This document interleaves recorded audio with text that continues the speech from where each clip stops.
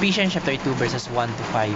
And you hath he quickened, who were dead in trespasses and sins, where in time past ye walked according to the curse of this world, according to the prince of the power of the air, the spirit that now worketh in the children of disobedience, among whom also all had our conversation in time past in the lust of our flesh, fulfilling the desires of the flesh and of the mind.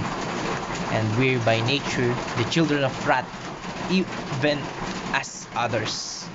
But God, who is rich in mercy, for his great love wherewith he loved us, even when we were dead in sins, hath quickened us together with Christ. By grace ye are saved.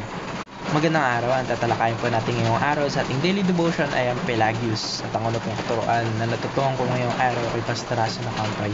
Pelagianism denies the reality of original sin and human depravity. Yung Pelagianism daw po ay isang maling katuruan which is commonly called heresy, na ito po yung nagsasabi na tayong mga tao ay pinanganak na morally neutral o inosente o walang kasalanan, na para bang walang epekto sa atin yung kasalanan nila Adan at Eva, rather. Ayon po kay Pelagius, kaya natin mga tao na piliin yung kabutihan gamit lang yung sarili nating lakas, which is impossible. Kahit daw po na walang biyaya o grace o tulong ng ating Panginoong Diyos, ay kaya nating iligtas yung mga sarili natin sa pamamagitan ng ating sariling lakas. Diba? Ibig sabihin po, parang sa Kanya, hindi tayo likas na makasalanan at pwede tayong maligtas sa sarili nating pagsisikap o sa sarili nating gawa. Pero kung babasahin natin sa Ephesians chapter 2 verse 1, sinasabi po doon na, as for you, you were dead in your transgressions and sin. Ibig sabihin po, patay na tayo sa ating kasalanan. Hindi lang simpleng na-impluensyahan ng kasalanan, kundi lubusang hiwalay sa ating Panginoong Diyos. Walang kakayahang mamuhay ng matuwid on our own. Kaya mali po yung Pelagianism. Ito po isang heresy o maling katuruan. Dahil itinatanggi po na ito yung tunay na kalagayan nating mga tao ayon po sa Biblia, na tayo po ay lubos na makasalanan at walang kakayahang lumapit sa ating Panginoon Diyos kung wala ang kanyang tulong o kung hindi sa pamamagitan ng ating Panginoong Hesukristo. At ang natutuhan ko naman po sa pangalawang katuruan ni Pastor Russell Nakampay, the Bible teaches that we are not morally neutral but already dead, deserving of wrath.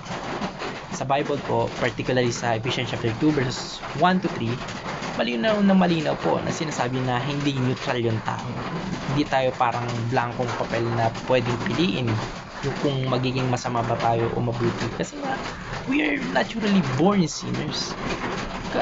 Mapapansin natin ito sa ating mga gawa pa lang. Hindi natin kaya na umano ng isang araw ng hindi nagkakasala. Kahit nga minsan sa pagtulog, nagkakasala tayo. Kaya sinabi po sa talata, tayo raw po ay mga children of wrath at sumusunod po sa ways of this world, sa ruler po of the kingdom of the air. Tumutukoy po ito sa masamang spirito, okay, Satanas. Ibig sabihin po, likas na tayong rebelde sa ating Panginoong Diyos at nararapat na lang na tanggap ng kanyang galit o hatol. Pag sinabi po natin galit o hatol, this is death. This is eternal death. Ang pagiging dead in sin po ay hindi lang metaphor. Ito po ay isang spiritual na reality. Isipin po natin yung isang patay na katawan. Wala yung kakayahang gumalaw, wala yung kakayahang tumugon, o mabuhay mag-isa. Ganun din po yung spiritual condition nating mga tao.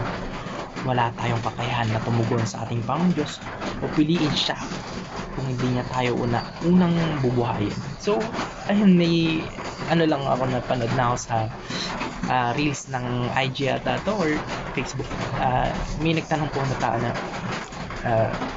kung tunay ang Diyos, bakit hindi ko nararamdaman yung kanyang galit kahit ang dami ko nang nagagawang kasalanan sa pang-araw-araw, kahit nagnanakaw ako, kahit isa akong abuser, isa akong adulterer. At sinabi naman po ng pastor, natawa ako kasi sinabi niya, yung state mo ngayon, isa kang spiritually dead. Kapag patay ka, tapos na anuhan ka ng bundok o pinatungan ka ng mabigat na kotse, yung katawan mong patay na yun, mararamdaman mo pa rin ba yung bigat? Sinabi nung nagtanong, hindi. So, ganun yung kalagayan natin. Hindi natin ramdam ngayon na mabigat na yung kasalanan natin kasi nga patay tayo sa ating patay tayo spiritually. We are spiritually dead.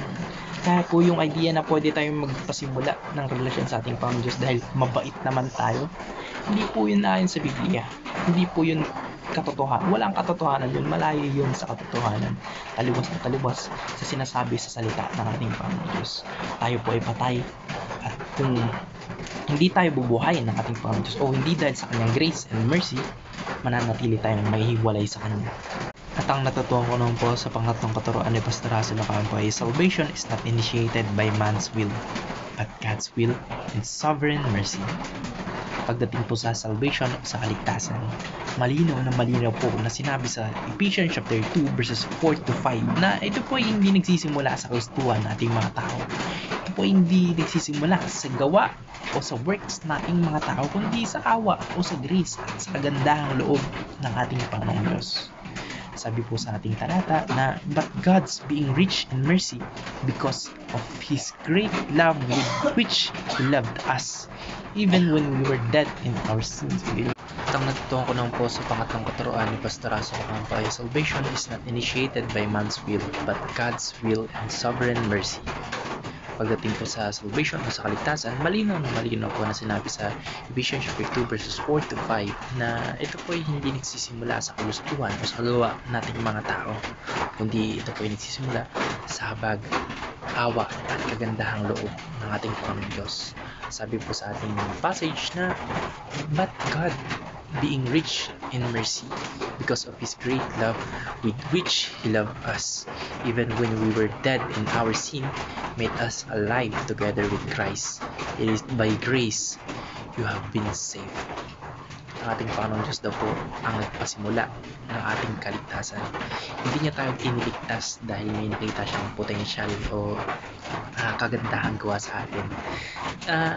Niligtas niya po tayo dahil mahal na tayo kahit patay na tayo sa kasalanan. Kaya wala pong anuman sa atin yung nag-ambag ng kaligtasan. Walang kahit may konting sa atin na may tawag dito, ambag tayo sa ating salvation na nakamit. Hindi natin kayang gawin yun sa ating mga sarili. Ang lahat po ng kaligtasan ay mula sa biyaya o sa grace ng ating Panginoon Diyos. Isa pong gift o regalo na hindi natin kailanman kayang bayaran o i-earn. Kaya sinasabi po sa Bible na ang kaligtasan ay hindi dahil sa gawa o kagustuhan ng mga tao. Sinabi rin po ito sa Romans 9 verse 16. Kundi yung kaligtasan po dahil po ito sa sovereign mercy ng ating Panginoong Diyos, yung kanyang malaya at makapangyarihang desisyon po na iligtas po tayong mga kasalanan. Yun lamang po, maraming salamat and God bless. Amen.